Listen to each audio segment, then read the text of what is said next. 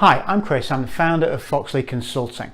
Our mission here in the business is to inspire commercial passion in all commercial teams, such that they are enthusiastic and keen to go and talk to their customers and to deliver better results and more business.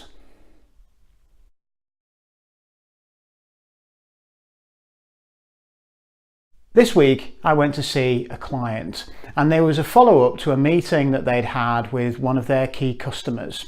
They were in fact seeking investment in the next round of the growth of their organisation, the growth of their business, and the meeting was a bit of a disappointment for them. They talked to me about what had happened, and they said, yeah, well, it was okay. We got some money from them, and it was probably the best that we could get given the situation, given the circumstances in that meeting. And I asked them, was that what you'd set out to achieve? And the answer was no. They needed a little bit more. That was what what their aspiration was. So then I asked them how they felt about what had happened. And the answer was, yeah, pretty satisfied. Now I found that quite confusing. The deal that they'd struck was less than they had anticipated and less than they'd hoped for. Effectively, they'd missed their target and missed their objective. And yet they were sitting there feeling quite satisfied with the result that they had. And I thought that was really sad because they hadn't achieved their objective. And rather than sitting there and thinking to themselves, what's gone wrong here? What did we do wrong that meant that we didn't achieve what we needed to achieve? They were sitting there feeling satisfied with the agreement. And I felt perhaps this is what drives organisations to underachieve year after year after year. So what I want to talk about in this video is about how do you set objectives that really stretch your performance and give you the impetus to succeed.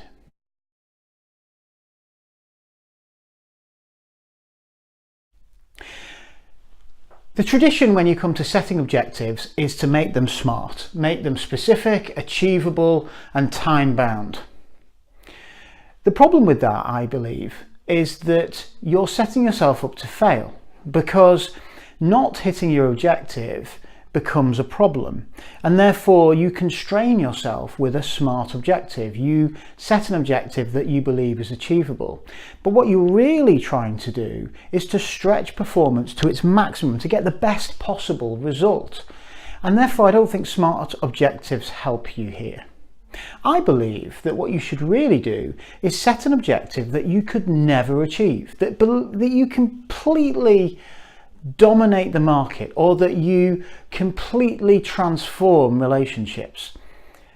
It's only by step changing performance that you can really set about achieving something magnificent. When Google was building their business, they set objectives that they were going to improve performance in search engines by 10 times the competition. And the reason that they did that was that they felt that anything less than that was an incremental gain that competitors could easily replicate. But by making it tenfold, they had to reinvent the system entirely. They couldn't just tweak and change it. They had to really think about the fundamentals, and it made it much more difficult for other people to copy. And I thought, let's take away that learning. Let's set about an objective that really challenges what you're trying to achieve.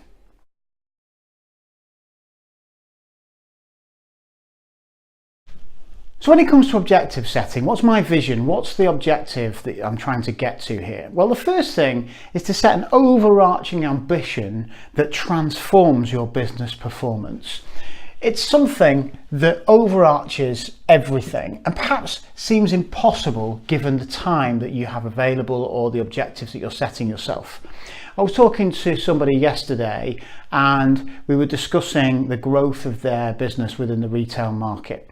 And I suggested to them, how about you set an objective to quadruple your sales in the next 4 years?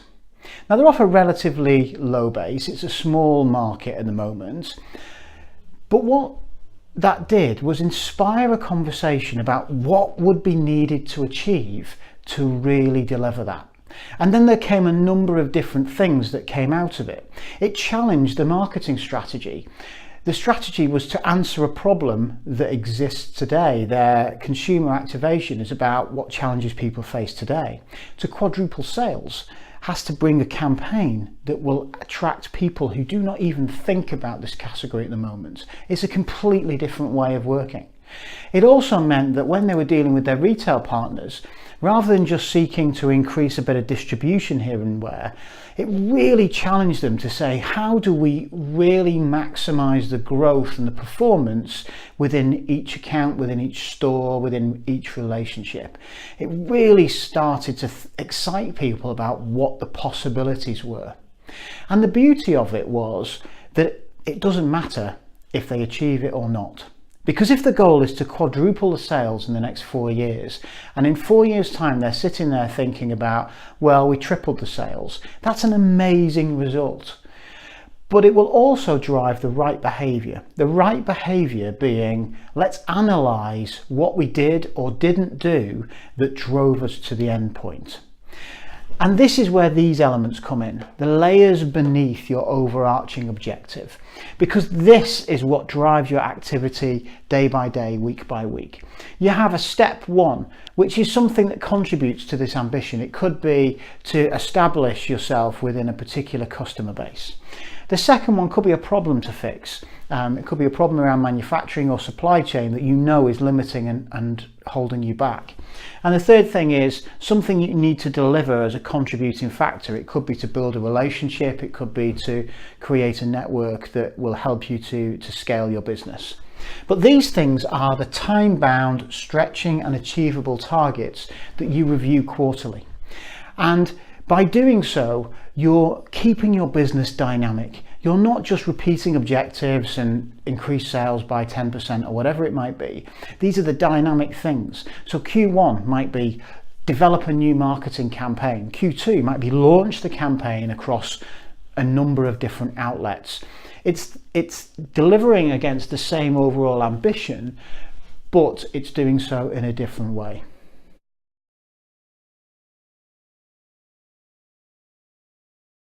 Setting objectives the right way is incredibly powerful to build enthusiasm and motivation with your teams.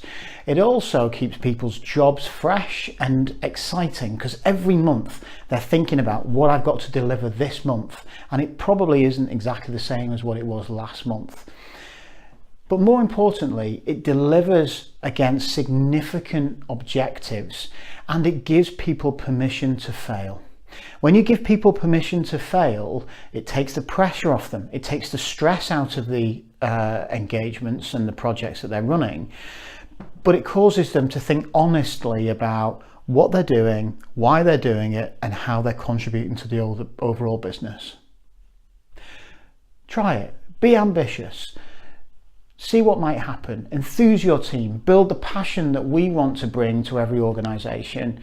And if you want to learn more about how we do so, visit the website and download the mobile app.